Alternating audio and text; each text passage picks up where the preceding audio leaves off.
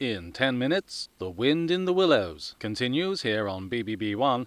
But now it's time for Not the News at 8:30 with Anne Diamond Geezer.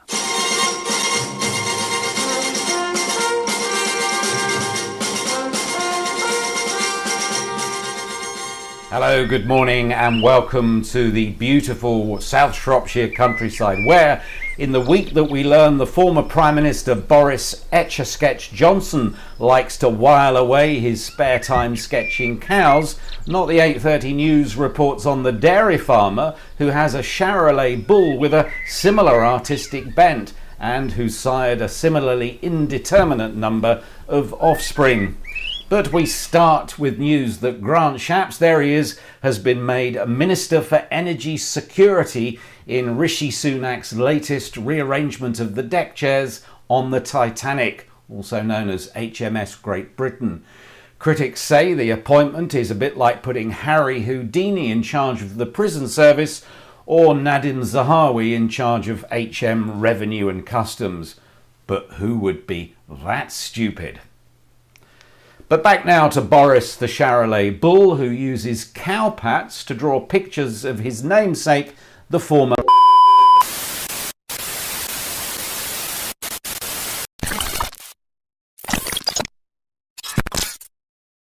Well, I'm sorry, as you can see, we're having one or two problems with the electricity supply here at the Not the 8:30 News Corporation headquarters, so we're not able to bring you that report by our arts correspondent Sadie Pickle-Scott, which is a pity. Anyway, while British gas engineers are downstairs force-fitting a prepayment meter, I'll attempt to press on through this Stygian gloom. And staying with the rural theme, if you're looking for a shag this weekend, don't post your exploits to Twitter.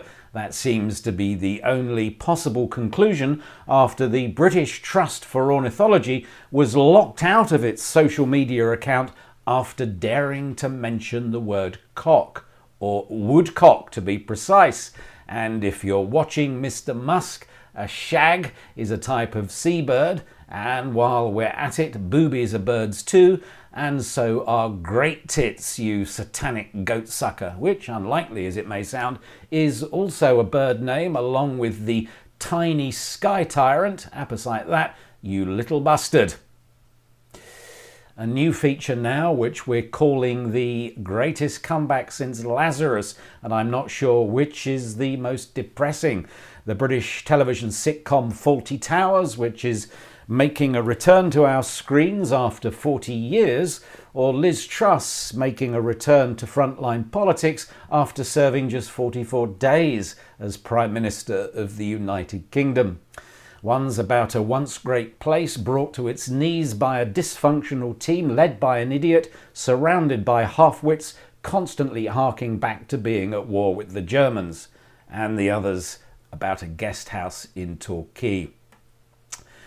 Well, we turn our attention now to the longest running sitcom in British history, or what some commentators like to call the Conservative Party, and news that the Tories have taken literally the suggestion they needed safer hands at the helm following the dismissal of Nadim Zahawi, mentioned earlier of course, and who was sacked as party chairman following his barnstorming role as Buster here on Not the 8:30 News a couple of weeks back. Here's the new recruit Greg Hands letting his hand do the talking, and we wish him well, because ministers don't last long after featuring on our bulletin, do they? So here, fingers and toes crossed, is a short item about Dominic Rocky Raab, who's being tipped to play the lead role in Creed 3, tagline, "You can't run from your past." A couple of other snort items of news. I'm sorry, what I meant to say in this gloom, couldn't quite see the script, was a couple of short items of news. And the disgraced former Labour MP, Jared O'Mara, has been found guilty of trying to claim £24,000 of taxpayers' money to fund a prodigious cocaine habit. He said in his defence that he was trying to draw a line under it, but the bloody line just kept disappearing. The court also heard he was a massive fan of Buffy the Vampire Slayer, which just goes to prove, Jared, that in every generation there is a chosen one. And apologies for the Buffy in-jokes there. Well, drug abuse is also being blamed for a mix-up at the Royal Mail, where the head of designs has been sacked for licking a small square of paper and misinterpreting the brief for the new range of King Charles postage stamps. The potentially seditious, there's a big word, Google it, the potentially seditious misunderstanding follows a similar woodcock up at the Bank of England late last year, when millions of pounds of new £20 notes had to be destroyed, although not before Jared O'Mara had rolled a few. And from the King of England to the Queen of Pop, who this week at the Grammy Awards confused fans by turning up dressed not as Madonna, but as the so-called cougar who, like a virgin, popped Prince Harry's cherry. Or so we're led to believe. Borderline, I know, as jokes go, but you have to express yourself. Until next time, bye-bye.